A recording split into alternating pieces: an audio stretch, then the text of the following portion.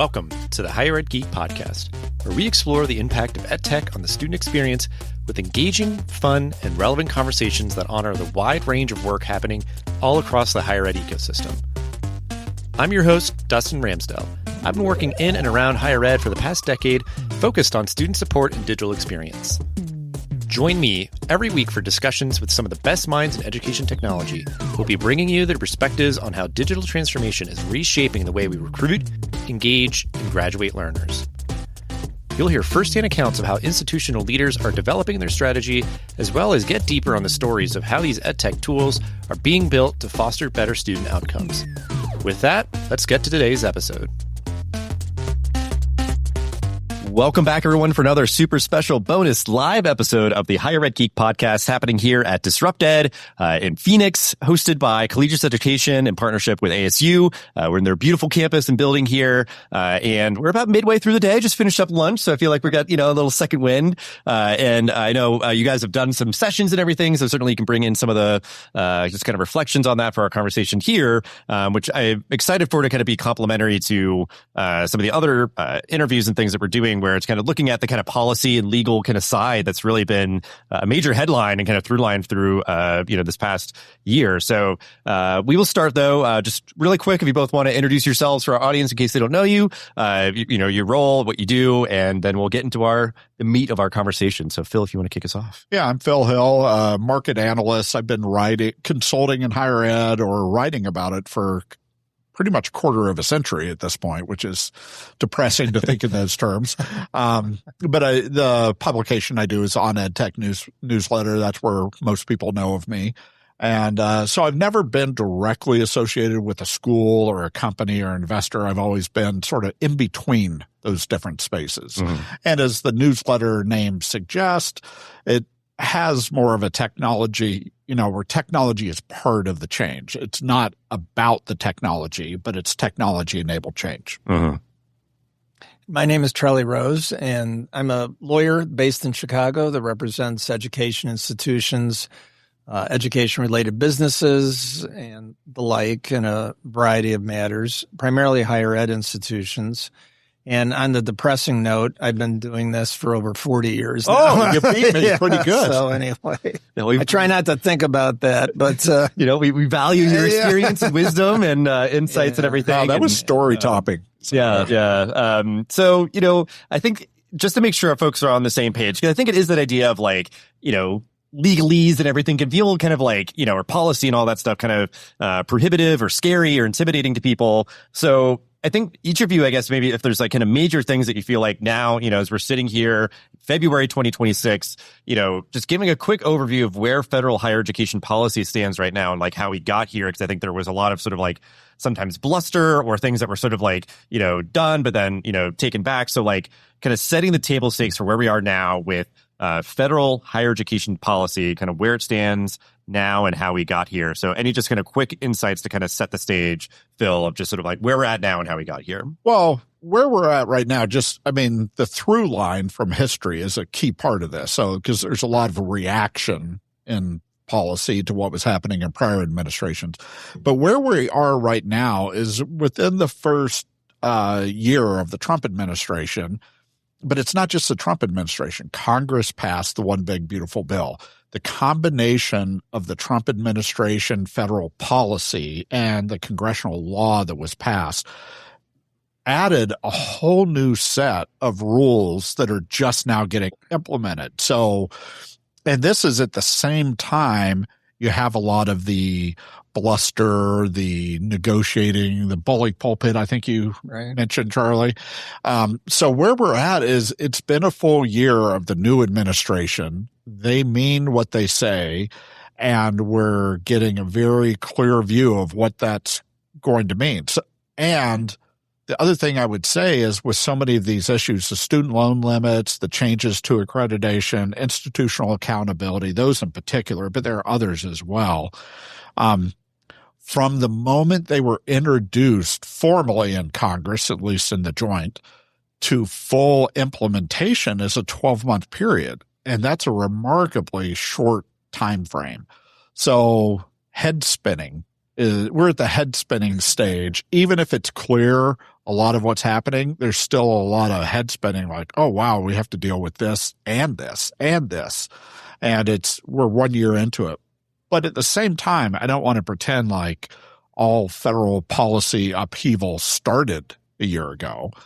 But if you ask where we are today, that's how I would describe it. Right. Yeah. Well, like what's salient to most people is probably, like stuff from the past year, but it is, even that context of like sort of the rubber band effect sometimes that happens of like, oh, well, you did this, I'm going to do that, to kind of like, have it going back and forth. But, so it is an interesting moment. I know like your sort of point of view on sort of like, the kind of salient things that are kind of like, causing sort of the head spinning and things, I guess, for folks maybe that you talk to. Right.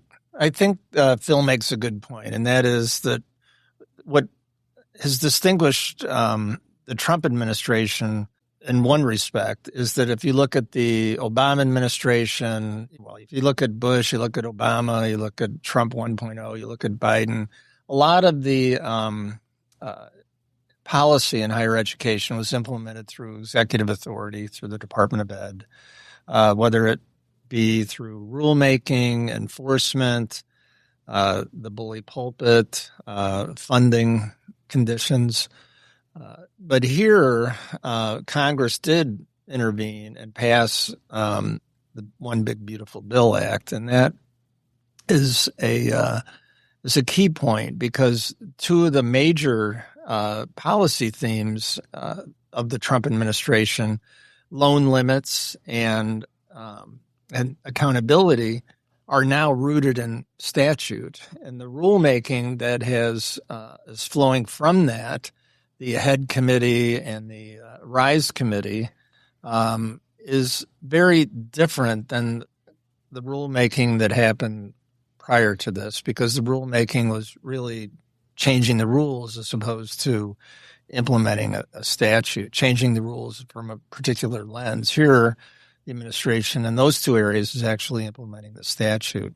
I think stepping back, the way I look at the Trump administration proceeding here is that there's two major platforms or policy initiatives. One is the culture of higher education, and second is the economics of higher education.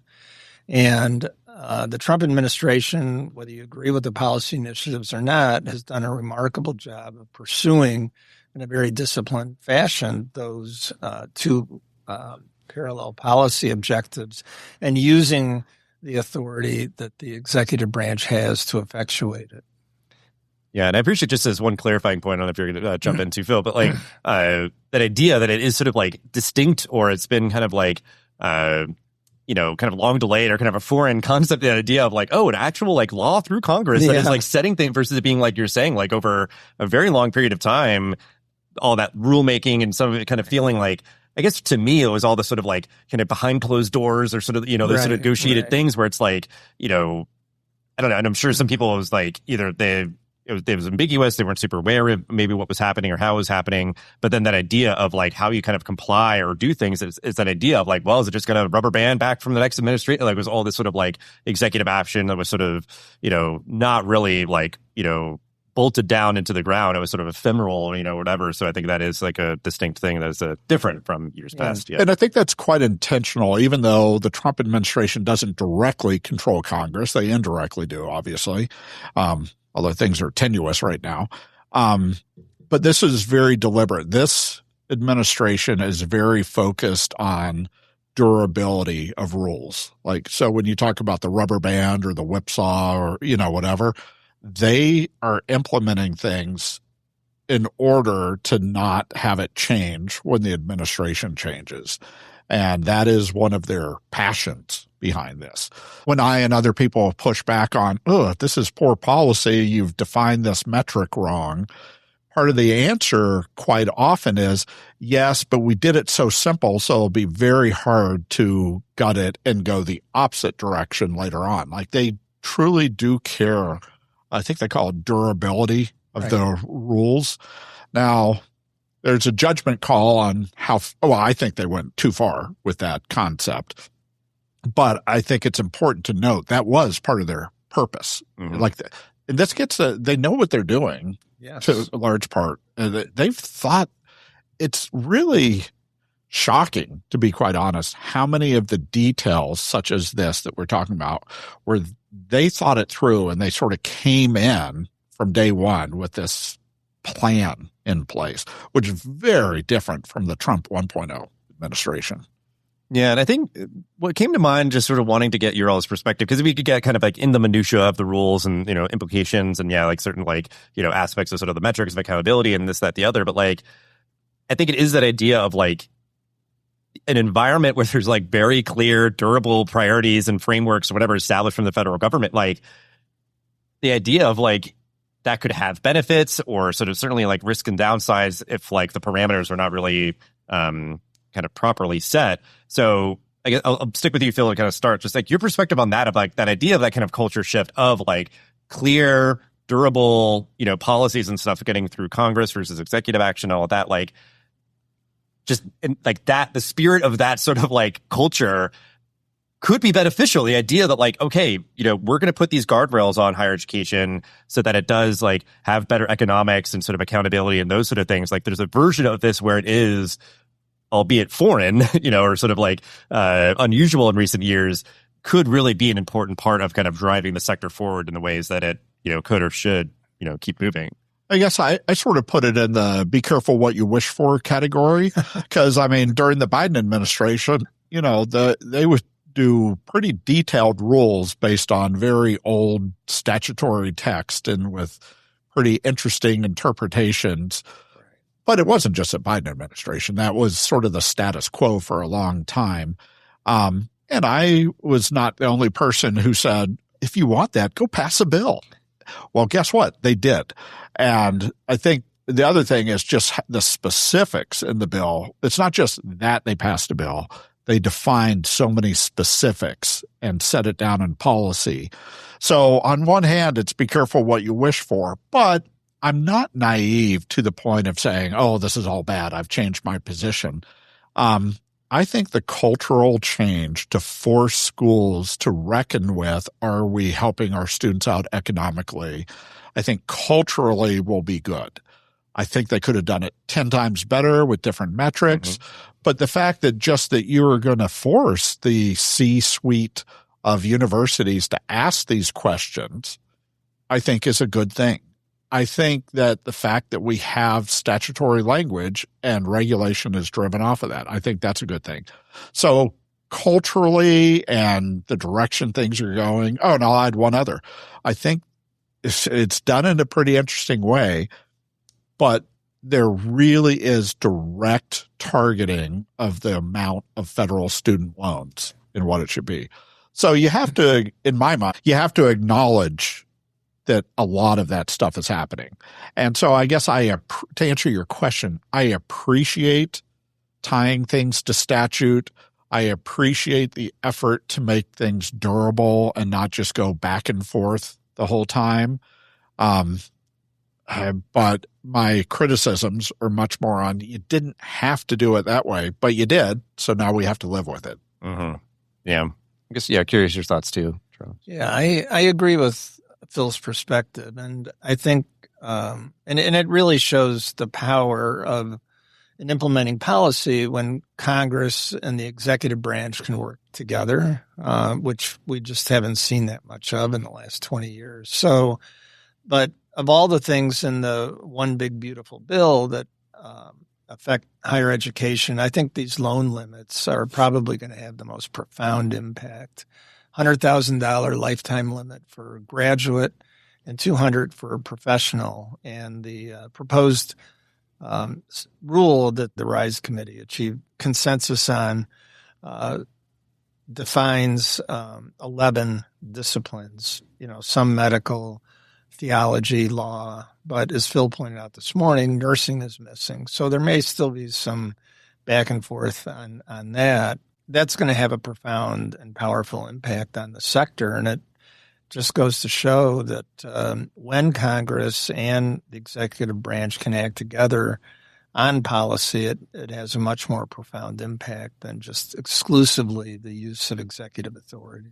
And I think part of it, if you don't mind me jumping in, is the time frame as well. Yeah. And the fact that this was put in and so much of it was a July 1st, 2026 implementation date to start. So the loan limits, June 30th versus July 1st, for the loans is a completely different world.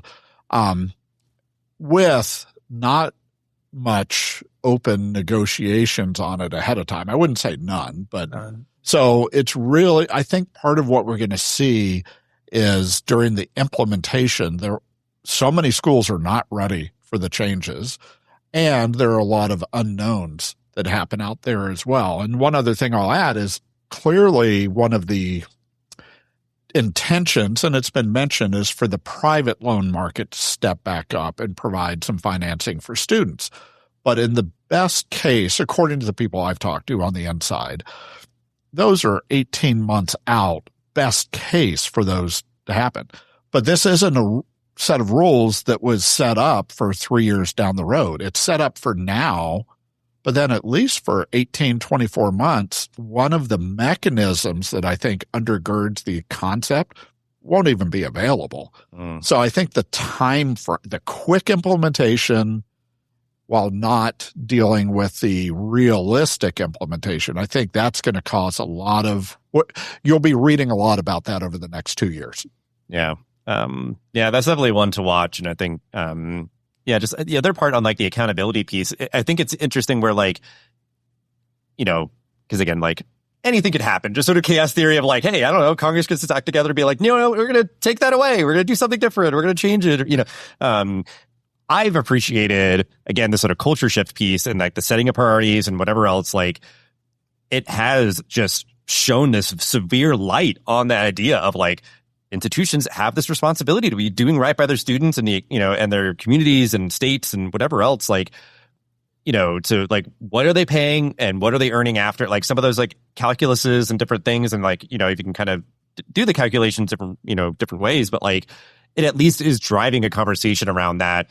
And I think in a very compelling and powerful way that, again, whatever happens in the near future, I think my hope would be is that sort of kind of vibe and the culture would be like here to stay, of like that it really kind of like, I don't know, just like turn things, around and people could kind of see in really clear ways of like, there's this many programs and things that would be like non-compliant and like would be at risk of like, losing federal funding and things like that. So I don't know. I think that other aspect, the accountability thing, is just interesting. It gets at the economics of like, okay, you were charging so much. Did you really need to charge that? And maybe, in the same way of like rent control or whatever else, it's like, okay, the loan limits are what they are. Like, okay, maybe that's the most that we could charge, or we're going to charge less, or, it kind of just changes those dynamics. But again, like it kind of changes the conversation at least a little bit, which I think has just been interesting to me. And I think long term, that will be the biggest impact. But we're talking 5-10 years before we get out of the chaos period. And at that point, I think that we'll see that cultural shift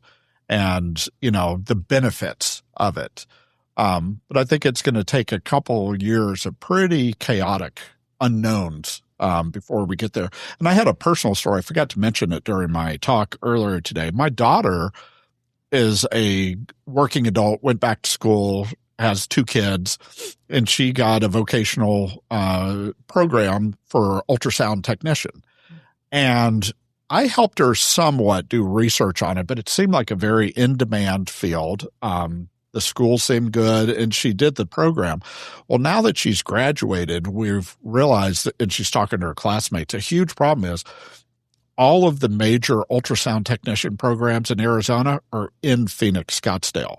And so you have all these students here that can't get jobs where they live. So they're saying, oh, well, there's nothing available here. We're saturated in this market, but if you go 4 hours away, you could get a job there. And as I look at that as a private citizen, I'm like, well, there's a reason. I think that these schools should be forced to deal with, are we graduating what the labor market can handle? And deal with things like that. So I'm not saying it's a predatory school, but I'm just saying I've seen firsthand a real impact of this. So I'm hopeful that we'll see a lot more of those benefits post-chaos. Yeah. Well, and even just in a dynamic like that you explained, it's like, what is the school charging for that? It might be like, yeah, we keep this running all the time. Like, even if there's just fluctuations in like demand for this particular job, but the idea of like, are you charging a premium for this job, to get this credential that really isn't, as needed or in demand? Like, it's just those kind of dynamics and those conversations that I would hope, I hope that leaders at institutions are thinking through that, because again, there's sort of these accountability frameworks and repercussions and sort of,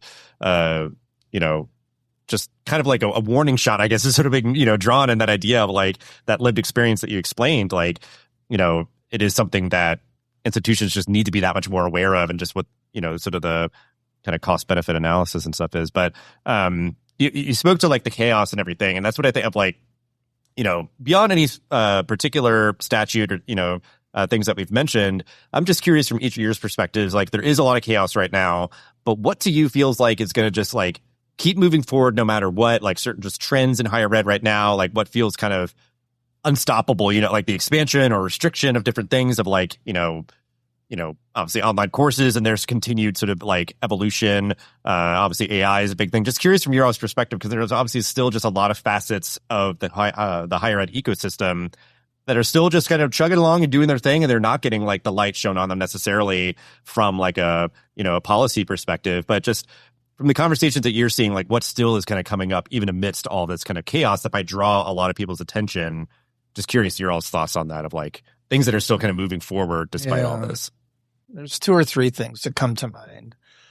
One is the structure of higher education, and I think more institutions are looking at whether it's mergers or creating systems or partnership type agreements, or looking to collaborate. In other words, they're trying to build synergies to reduce cost and increase market share with their fellow institutions.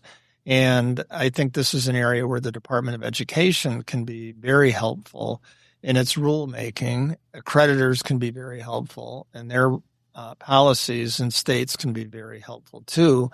And by helpful, I mean they can enact policies and procedures and regulations that allow these combinations to proceed more quickly than the 1 to 2 year period that exists now.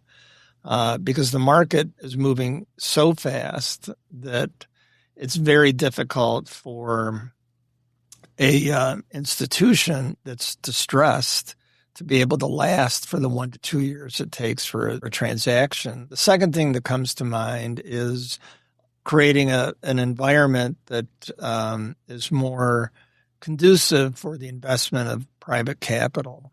And it's the word that you used earlier, Phil, and that is durability.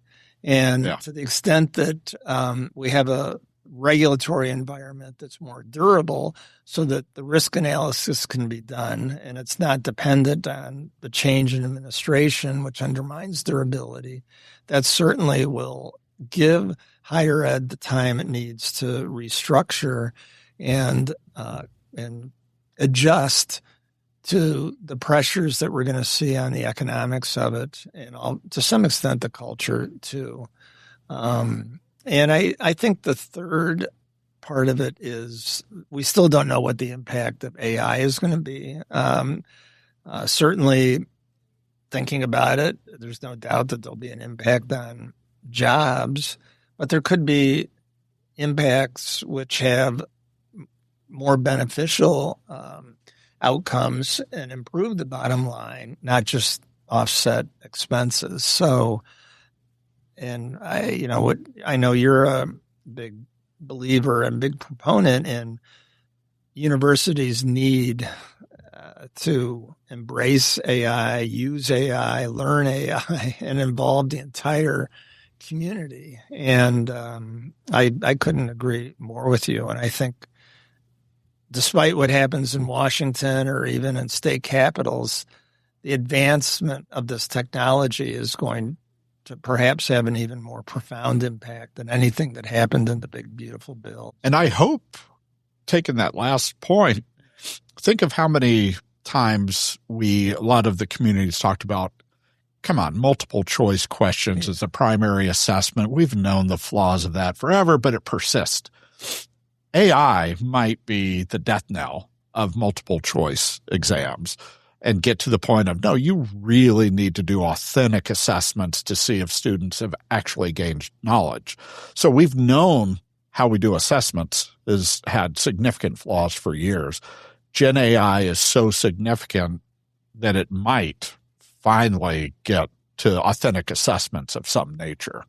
So, and I would, the other thing I would add, the return on investment, the economic model, flaws and all, the good news for you is it's very bipartisan. Mm-hmm. There's no desire to go backwards on that. Even with the Biden administration did it, therefore we don't. Trump administration did it, therefore the next one won't. This, for better or worse, is the mood of the country. So you're going to see this moving forward despite whoever wins in 2028. I think you're going to see continued ROI, return on investment type of mentality in higher education. The one other thing I would say is we still have a very strong higher education system in the U.S. It's got its flaws, but so many of the good ideas come from the colleges and universities themselves. And I think that will continue. Schools innovate. And I think a lot of times we're not very good at taking innovations that work and scaling them. But I don't think we're going to get into a place where external forces are going to be the primary driver of innovation. I think that's going to continue, and it doesn't get written about much. That so many of the good programs I've seen started at a specific school. Nathan Graw mentioned the CUNY ASAP program and the holistic support, student support that's increasing graduation rates. That started at the CUNY system. So I think we're going to continue in that. American colleges and universities will tend to be the dominant form of new ideas that could work. The challenge is, how do you spread those and get rid of the ideas that don't work? Yeah. I like kind of just the broad kind of examples that you all provided there, because I think, something like this kind of unstoppable force of something like CUNY ASAP is this sort of best practice that keeps, kind of spreading out in different forms and shapes. And that's a good thing. And that, just kind of letting that kind of organically kind of, spread. But then even something about mergers and acquisitions and, these different kind of networks or consortiums or kind of collaborations, whatever kind of level they might take, is almost where you'd want to shine more of a spotlight to be like, help us, please, from whatever angle, like you're saying, like states. Or at least don't get in our way.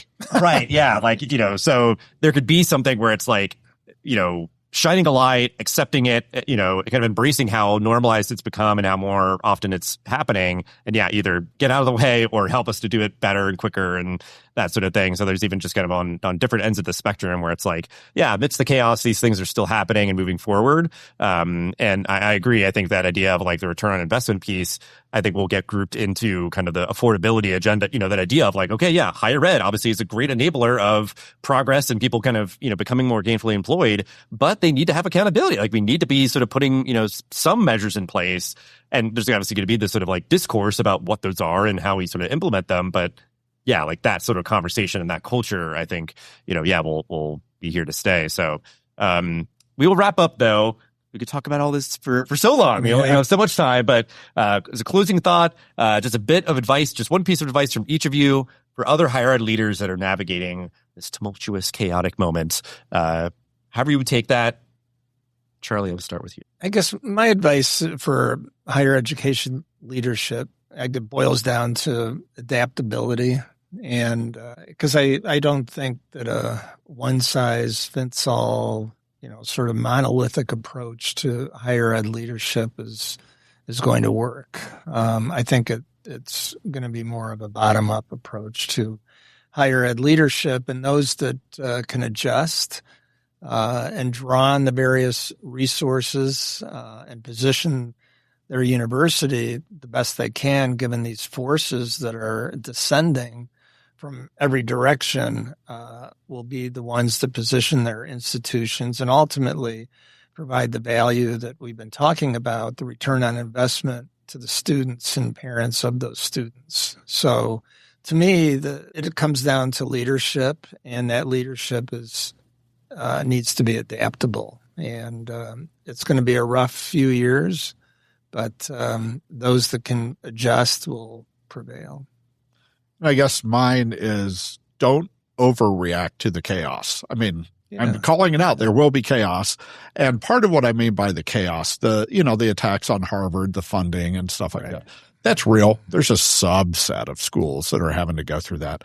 But most institutional leadership should pay much more attention to the structural changes that we're talking. They should listen to me and Charlie more. Absolutely. But no, pay attention to that stuff that's going to matter, right? And don't overreact to the headline news that you get out there, because it's a period of change. You need to adapt, but there's a lot of opportunity in change too. So you gotta be the ones helping to define what can happen. Yeah, I mean, I think that's a good sentiment. That idea of because I think the adaptability or, flexibility or kind of open-minded, sort of like not feeling so rigid in kind of what higher ed is or could be or should be or whatever. To me, as the eternal optimist, that idea of taking back agency, empowerment, that idea of there is a lot of chaos, and if you get, kind of overreacting or being overly focused on that, you might be neglecting sort of opportunities to sort of reimagine your institution in one way or another, whether it's right-sizing your physical footprint or, investing more in your digital experience or, kind of broadening your portfolio of offerings for students or, doing something innovative around, affordability, cost or whatever else. I think there is just, because for me, something that feels like an unstoppable force, just to give kind of my 2 cents, is dual enrollment. I feel like that just keeps kind of coming up, and there's headlines of hey, this high school student got a 2-year degree. They graduated with their high school diploma and associates. I think people are just fascinated by sort of the just increase of demand for it, the availability of it, and how certain, states and stuff, I think, are just really embracing it and stuff. And it is, I think, just a really interesting way to kind of sort of stabilize a community college or whatever else. It's if you do it right, they can kind of, everybody's happy, I guess. So that idea, I guess, maybe of that kind of unstoppable force, sort of sharing what is a CUNY ASAP approach to dual enrollment that sort of really benefits all the stakeholders, and maybe shine the light on it, give a good regulatory framework, and those sort of things. So I don't know. I think there is just, all these different things that are proving to be impactful for higher ed. Take up the mantle, take up your agency and your empowerment to, take up those opportunities amidst the chaos. And just appreciate you both for providing your expertise and your wisdom and your insights to all this. And just thanks for hanging out for this episode. Thank you. Appreciate it, Dustin. Thanks for listening to the Higher Ed Geek podcast. This show is a proud member of the Enrollify Network, home to Higher Ed's largest collection of podcasts. Enrollify is where higher ed goes to grow. So be sure to check out our other podcasts, webinars, video clips, blogs, and more. Visit Enrollify.org and subscribe for all the latest details and content drops directly to your inbox. Enrollify is brought to you by Element 451, the digital workforce platform for higher ed. Learn more at element451.com.